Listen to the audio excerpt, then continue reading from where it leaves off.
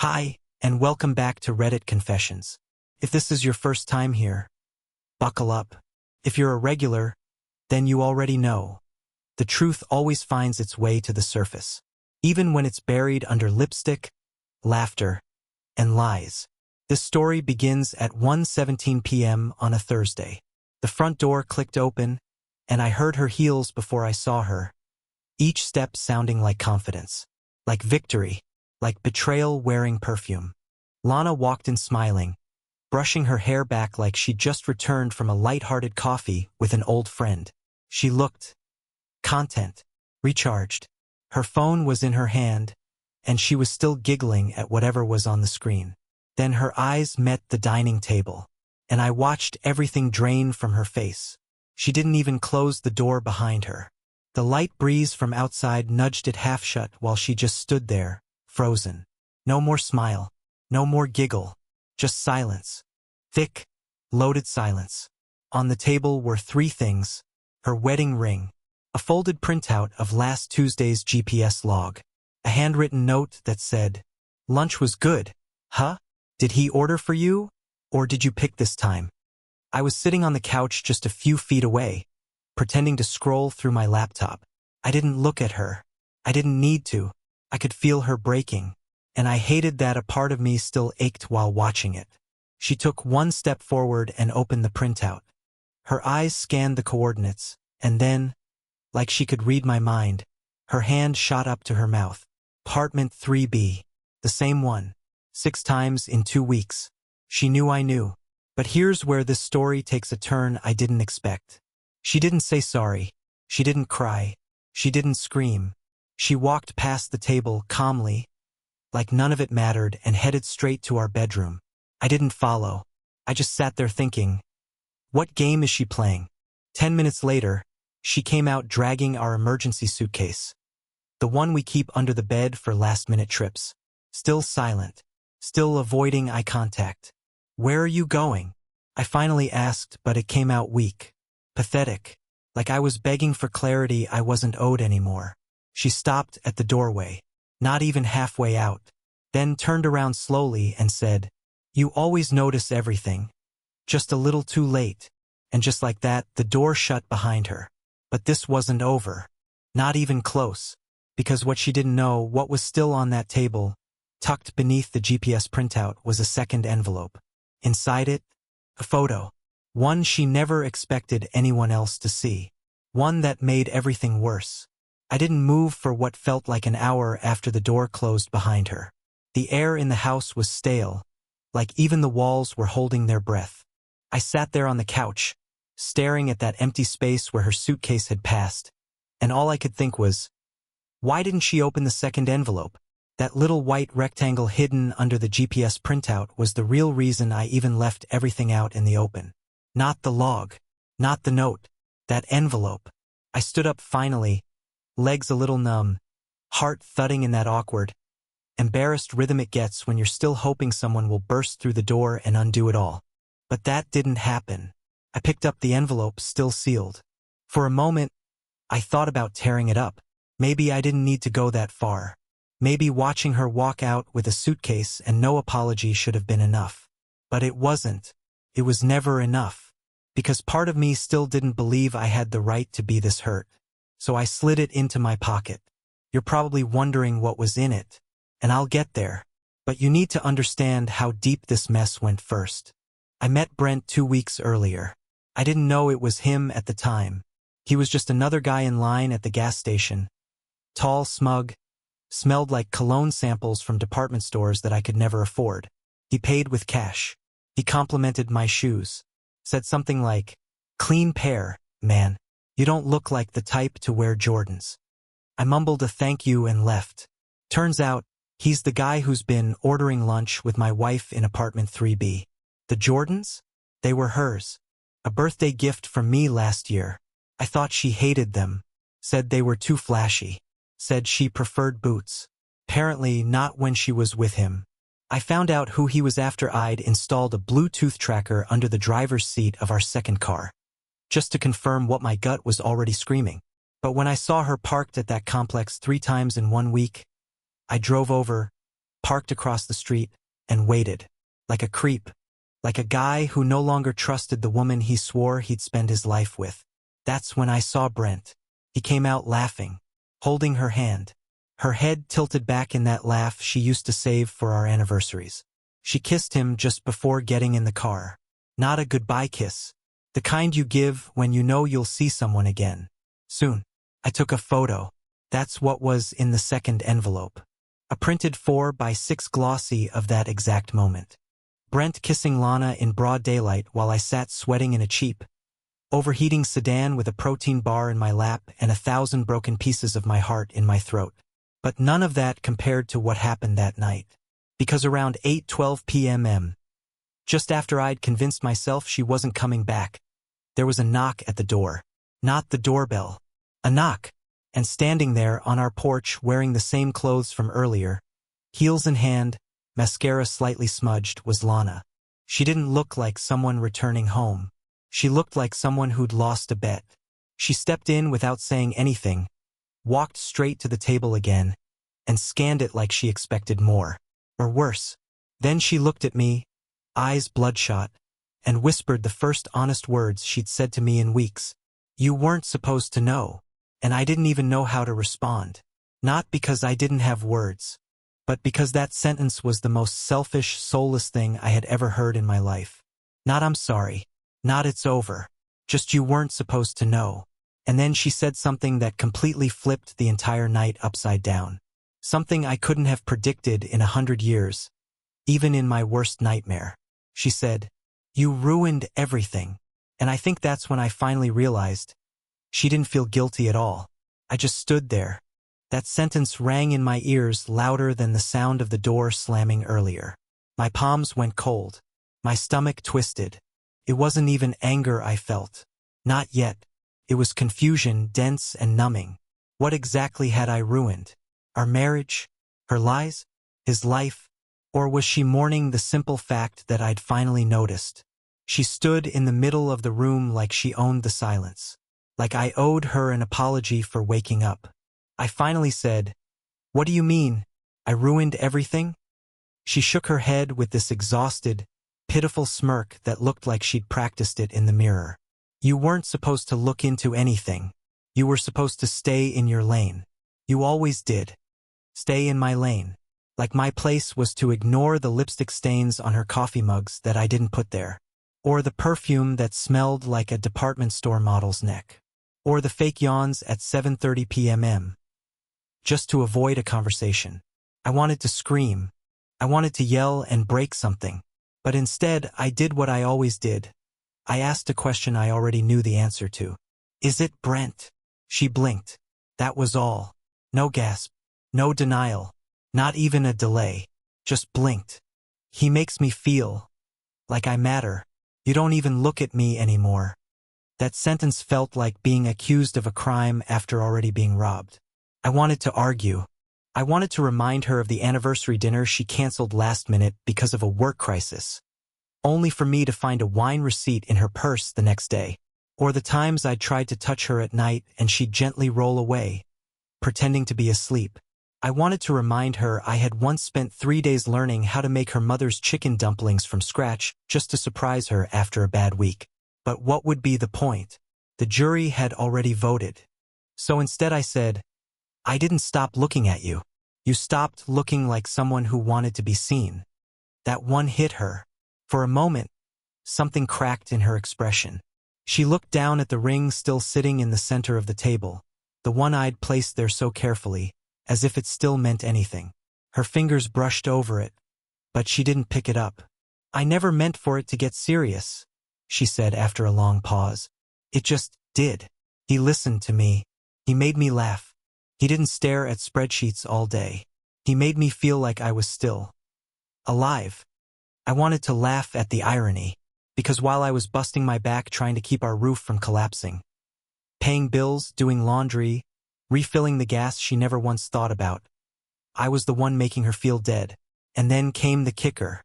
"He doesn't even know I'm married," she added, almost whispering. "I told him I was separated, that my husband moved out 2 months ago." 2 months ago? I was literally in the house, making her coffee, folding her socks, rubbing her shoulders while she pretended to be tired from a job that apparently ended at apartment 3B. I felt something crack in me. Something quiet. Not rage. Something worse. Something cold. I reached into my pocket and pulled out the second envelope, the one she hadn't opened earlier, and slowly slid it across the table toward her. Then he deserves to see this, I said. Let him know who he's really kissing on Thursdays. She stared at the envelope. Her hand trembled slightly as she picked it up and opened it. When her eyes landed on the photo inside, Brent's lips on hers, her arms wrapped around his neck, her wearing the same shirt she told me she had donated months ago. She didn't cry. She didn't beg. She didn't even look up. She just whispered, "You took this." I nodded. She placed the photo back in the envelope, pressed it closed, and slid it back toward me. "Delete it," she said. "Please, just delete it. It'll destroy him." I stared at her, incredulous. "And what do you think this has done to me?" She didn't answer, just stood there with the quiet confidence of someone who knew they'd done wrong, but still believed the rules shouldn't apply to them. Then she said it, the single most selfish, arrogant, detached sentence I've ever heard in my life. "You were never supposed to know because you would never have understood." And I swear to you, at that exact moment I realized she wasn't sorry. She was inconvenienced. She said I would never have understood. As if the destruction of our marriage had been a complex art project I lacked the intellect to appreciate. Like betrayal was too nuanced for someone like me to comprehend. I think that's what finally flipped the switch inside me. Not the cheating itself, not the photo, not even the lies. It was that sentence, that tone, that hollow, pitying way she spoke to me like I was a child, unable to grasp adult emotions. But I didn't say anything. Not yet. I sat down slowly and watched her.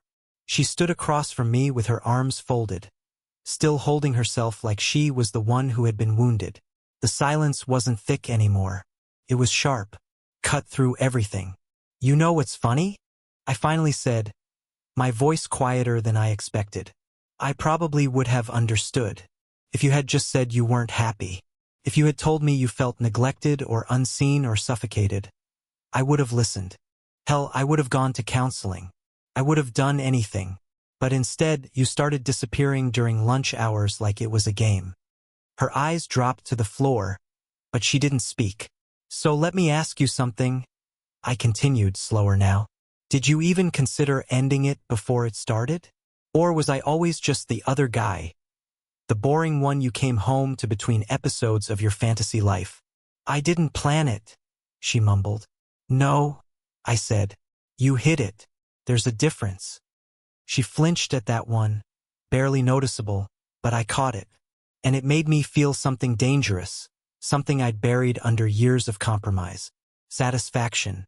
"I just wanted to feel something again," she said. "Anything. And with him, I didn't have to pretend." That part stung more than it should have, because all this time I was pretending. Pretending I didn't notice the silence between us during dinner. Pretending I wasn't always the one initiating hugs, kisses, conversations. Pretending I still believed we were a team when I was the only one playing. I stood up and walked over to the counter, opened a drawer, pulled out the spare house key she never knew I had duplicated months ago when I got paranoid. I placed it on the table next to the ring. She looked at it, confused. "I'm not kicking you out," I said. "Not yet, but I need space. You're free to come back tomorrow and we can talk, if you want. But tonight, I want to remember what peace sounds like." She started to speak, but I raised my hand, not aggressively, just gently, like closing a door without slamming it. "Don't say anything right now," I told her. "Just leave with whatever version of the story makes you feel better. I'm not stopping you." And for the first time that day, she didn't fight it. She picked up her coat, turned around, and walked out without another word. I didn't cry when she left. Not immediately. Instead, I sat down again and stared at the photo on the table. Not the one of her and Brent. A different one. One I hadn't shown her yet. It was from 2 weeks ago. She was standing in our backyard, looking at her phone. She didn't know I was behind the kitchen curtain with my camera. Her face was lit up in a way I hadn't seen in years. Smiling, blushing. She looked like the version of her I used to dream about when we were dating. And that's when I knew. That version of her didn't exist anymore. Or maybe she never did. That night I didn't sleep. I stared at the ceiling. I replayed the sound of her voice saying, "You ruined everything," again and again until the words lost meaning. I listened to the silence she left behind like it was a new language I was learning. But somewhere between 3 and 4 a.m., my phone lit up. It was a message from a number I didn't recognize. Just 3 words. "You deserve better." I froze, because I knew that wasn't from Lana, and that meant someone else knew what she'd done. I stared at that text like it was ticking. You deserve better. 3 simple words. But at 3:46 a.m., after everything that had unfolded, they hit me like an emotional landmine. I didn't recognize the number. No name. No context. Just those words. Typed cleanly, confidently, with a period at the end, like whoever sent them knew they were right. And that made it worse. I didn't reply. I didn't even blink for a full minute. My only thought was Brent. Somehow he found out. Maybe she confessed. Maybe she showed him the photo. Maybe he saw the ring on her hand and finally realized she wasn't separated like she claimed. Maybe this was his apology by proxy. But then the second thought hit me. One that made my skin crawl. What if it wasn't Brent? I opened the contact and tapped info. No photo. No social media link. No previous texts. Just an area code I didn't recognize somewhere upstate. I searched my mind for any connections. Coworkers, mutual friends, neighbors, but came up empty. I put the phone down, tried to calm my breathing. But the questions just kept coming. Who knew? Why now? And more importantly, what else did they know? The next morning, I left the house early. I needed air. Real air. I walked 2 blocks to the diner on Leland Avenue. Ordered eggs, didn't eat them. Just stirred the yolks while people around me chatted about their weekend plans like the world wasn't on fire. Then, around 9:13 a.m., my phone buzzed again. Same number. New message. Check her private IG. You'll want to see the stories. My stomach dropped. Lana hadn't used Instagram publicly in almost a year. Said it was a toxic space full of filters and phonies. But she never deleted it. I knew that. What I didn't know was that she had a private account. I opened the app, typed in her email, and tried the old password she used for nearly everything. Lavender 89. Access granted. There it was. A second, hidden account under the name Atlantan Between. The bio read, unfiltered, unapologetic. Just me. And the stories? They were still up. 5 clips, all posted within the last 24 hours. The first one was a shot of a wine glass clinking against another, captioned, lunch therapy clinking glasses. With Brent's reflection in the glass, my blood went cold. The second clip? Her face, flushed, smiling, whispering into the camera. When your man thinks you're at a salad bar but you're really getting dessert with your sanity. Couldn't watch the rest. I literally had to put the phone down and catch my breath because something about seeing her like that, gloating, was worse than the cheating itself. She wasn't just betraying me in private. She was mocking me, publicly, proudly, and she had friends watching, people reacting, laughing, commenting with fire emojis and "Yas Queen," and "Live your truth." None of them knew I existed. I was just a ghost in her background, footing the bills while she played a single woman in a digital fairy tale. I wanted to shut it all off. But then I saw the 5th story. It was dark, blurry. She was walking, whispering quickly into the camera, out of breath. Okay, so, update, the truth came out. I walked in and saw the note, the ring, and he knew. He knew everything. But I didn't cry. I didn't apologize. I just walked out, because I'm done pretending for people who never really saw me. The camera cut. That was it. Except, she forgot to mute the last second of the clip. And in the background, just before it ended, I heard something familiar. A voice. A male voice. Not Brent's. Softer. Nervous. Wait, are you sure he didn't follow you? Follow you? I replayed the clip a dozen times, turning up the volume, isolating the background audio.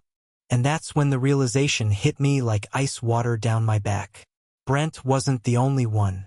I must have sat there at the diner for another 40 minutes, just replaying that last clip on silent over and over again. Every frame became its own nightmare. I memorized the slight pan of the camera, the way the wind caught her hair, the strained edge in her voice, and then that whisper in the background. Wait, are you sure he didn't follow you? It wasn't Brent. I knew that instantly. The voice was younger, softer, maybe even scared, which raised the kind of question no betrayed husband wants to ask. How many? Up until now, this whole implosion was wrapped around Brent. One man, one betrayal, one messy lie. But now the edges of the story were bleeding. I realized I wasn't standing in broken glass. I was sinking in quicksand. I left the diner in a haze, didn't even pay for the eggs. Just dropped a crumpled 10 on the counter and wandered home like someone who forgot what city they lived in. When I walked through the front door, everything was exactly where I left it, like the house was mocking me. The folded note still on the table, the untouched key beside it. But the air had changed, felt heavier now, like secrets were hanging from the ceiling. I couldn't sit still. So I did something I hadn't done since Lana and I were first married. I pulled down the old photo albums from the closet. The ones we used to flip through on Sunday mornings with coffee. Trips to Asheville. Her laughing with sunscreen smeared on her cheek. Me, still chubby from law school stress, trying to carry her over a muddy hiking trail. There was even one where she was asleep on my lap during a cabin weekend. Brent wasn't even in the picture back then. He wasn't a shadow yet. Somewhere between pages, I realized something completely gut-wrenching. I missed the woman in the photos. Not just because she looked happier, but because she looked real. Whoever this new Lana was, the one who posted secret Instagram stories, who lied about salad bars and slipped out for midweek apartment visits. She wasn't someone I knew anymore. And the worst part?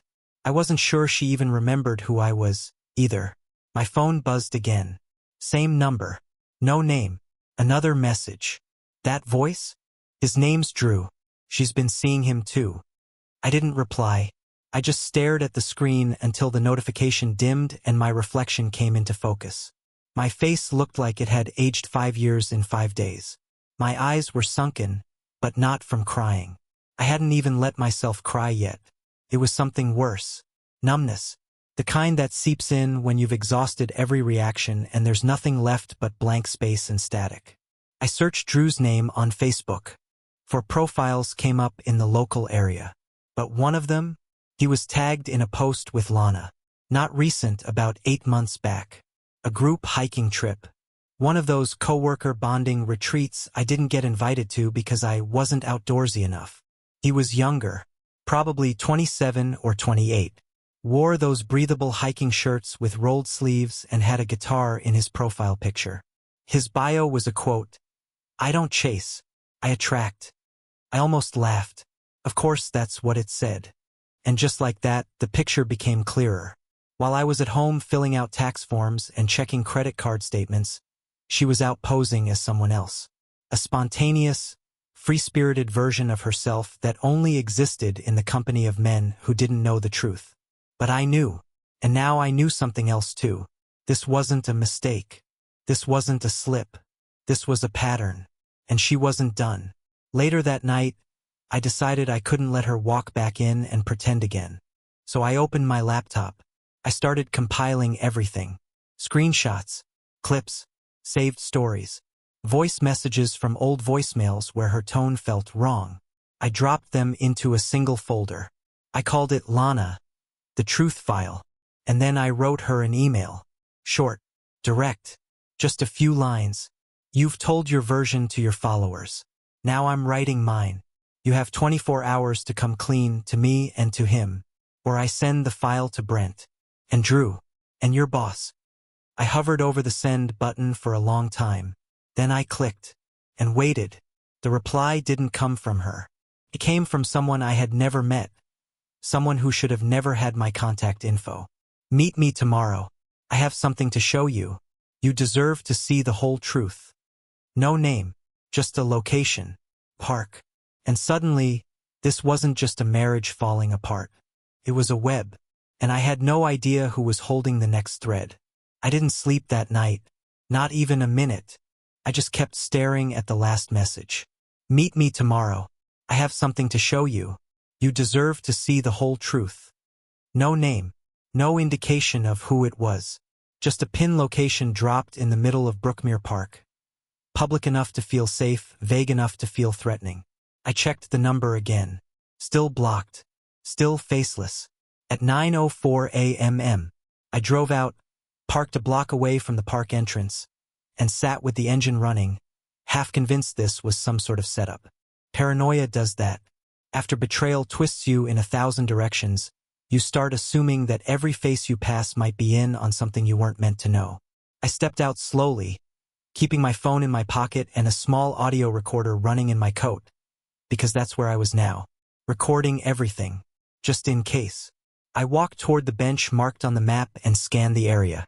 No sign of Lana. No Brent. No Drew. Just a woman in sunglasses, sipping a drink from a paper cup, sitting on the edge of the bench like she'd been there too long and was getting tired of waiting. I approached cautiously. Before I could speak, she turned and said, "You're Melvin, right?" I nodded. "And you are." She removed her sunglasses, and it took me a moment, but the pieces clicked. Her face had been in one of the tagged photos on Lana's private account. I didn't know her name then, just a background blur. But now she was front and center. "I'm Tessa," she said. "Brent's ex." I froze. "I saw your message. Or I guess part of it." Lana tried to delete everything before Brent could see, but I've got ways of keeping copies. And after what she did to me, I thought maybe it was time someone else knew what she's really like. I sat down beside her, cautious. "So, you knew she was cheating?" Tessa let out a dry laugh. "Knew? Melvin, she bragged about it. Told Brent she was playing you for stability. That you were the background husband, while she lived her real life on the side." My throat tightened. "She called me that?" Tessa nodded, solemn. "She called you her security blanket. Said you were predictable, soft, safe. The guy who'd never leave. The guy who wouldn't ask too many questions." Every word she said sliced me open, but I didn't stop her. I needed to hear it. "She used Brent," she continued, "and when he caught feelings, she ghosted him for 3 weeks. Said you were getting suspicious. Then she bounced back like nothing happened. Started mixing in other guys, Drew, maybe more. I don't even know. All I know is Brent found out too late, and by then she'd already moved on." I clenched my jaw. "Then why didn't he come to me?" "He was embarrassed," she said. "He didn't even know you existed until I showed him." Lana never mentioned a husband. Not once. Just said she was tied up in legal stuff with an ex. I swallowed hard. I wasn't even a person in her story, just a legal inconvenience. Then Tessa reached into her bag and handed me something. A small black notebook. Worn edges. Pages filled with numbers, timestamps, and brief notes in Lana's handwriting. I knew it instantly. She always used gel pens with purple ink. Always curled her Y like a fishhook. "She left this in Brent's car by accident," Tessa said. "He gave it to me. I didn't know what to do with it until I saw your email." I flipped through it slowly. Tuesday, 12:30 Brent, rooftop. Thursday, 1:10 Drew, hotel bar. Saturday, call E, confirm. I stopped there. "Who's E?" I asked. Tessa shrugged. "I've been wondering that too. Maybe someone new. Or maybe someone old." I closed the book. Everything I thought I knew about my wife was a fiction. She hadn't just stepped out of our marriage. She'd rewritten it, removed me from the cast, and replaced me with side characters who didn't know they were being used. And yet, as much as I wanted to hate her, all I could feel in that moment was empty. Tessa stood up. "Look, I don't want anything from you. I just thought you deserved to see what I saw. Brent's done with her. He blocked her number last week. But I figured if she's still playing games, someone should be 2 moves ahead." I nodded. "Thank you." She turned to leave, then paused. "Oh, one last thing," she said. If you want real closure, try checking her email. The one she doesn't think you know about. The one tied to her Etsy shop. Use the password reset. It still works. Or, it did as of 2 nights ago. And then she was gone. I sat there alone in the park, holding that notebook, feeling like I'd just been handed the final chapter of a book I never wanted to read. And I knew what I had to do next. Go home, log in, and finally, see what she never intended me to find. The moment I got home from the park, I didn't even take off my shoes. I walked straight to my laptop, opened it, and typed in the email Tessa had mentioned. An old Gmail address. Lana used to promote her handmade earrings back when she was still playing entrepreneur. I'd forgotten all about it. She told me she shut the shop down over a year ago. Turns out, she just shut me out of it. I used the password reset trick. And Tessa was right, it worked. The new login code arrived instantly on my phone. My hands were shaking again, just like they did when I opened the GPS tracker the first time. But I pushed through it. Inbox. 64 unread messages. Most were junk. Business inquiries. Shipping delays. Some from men with names I didn't recognize. A few looked suspiciously like customers who weren't there for earrings. Then I found it. A folder titled Moments, tucked away in Google Drive. Inside were photos. Dozens of them. Lana in hotel lobbies. Lana in rooftop bars. Lana smiling with her hand over someone's mouth. Selfies with captions like, "Another one who doesn't ask questions." And yet, none of it hit me the way I thought it would. I didn't feel angry anymore. I didn't feel broken or ashamed. I just felt done. Like I had finally reached the edge of something I'd been circling for years without realizing it. I closed the laptop, stood up, and looked around our house, our former house. And it hit me how peaceful it was without her there. Quiet, steady, like a room that had finally exhaled after holding its breath for too long. That afternoon, I called a friend, an old college buddy I hadn't spoken to in years. I told him I needed a favor, a place to crash, a new environment to breathe in. 3 days later, I left that house behind. No confrontation, no final blow-up, no dramatic exit, just a handwritten note on the kitchen counter. You were right. I never understood, but now I do. And I hope someday, you finally look in the mirror and realize who you became while chasing something you never deserved. I'm reclaiming my life. You can keep whatever lies you told them. And that was it. That was the last thing I ever said to her. Weeks passed. I started going on walks again. I shaved the awful beard I grew during the depression months. I reconnected with people who reminded me who I was before I became a ghost in someone else's fantasy. I even joined a local book club. They're mostly older folks, and I'm by far the quietest one. But someone noticed I always bring my own tea bags, and now they call me Mr. Chamomile. I weirdly love it.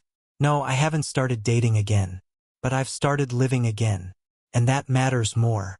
If you're listening to this and you've been through something similar, if you've ever felt erased or replaced, just know that it's not the end of your story. Sometimes the most powerful thing you can do isn't slamming the door. It's opening a new one for yourself. Thank you for sticking through my story. It's messy, I know, but healing rarely looks neat. Now I want to hear from you. Was there a moment in your life when you discovered something that completely changed how you saw someone, or even yourself? Let us know in the comments. And if this story resonated with you, don't forget to like, share, and subscribe to Reddit Confessions for more true stories just like this. Raw, human, and unfiltered.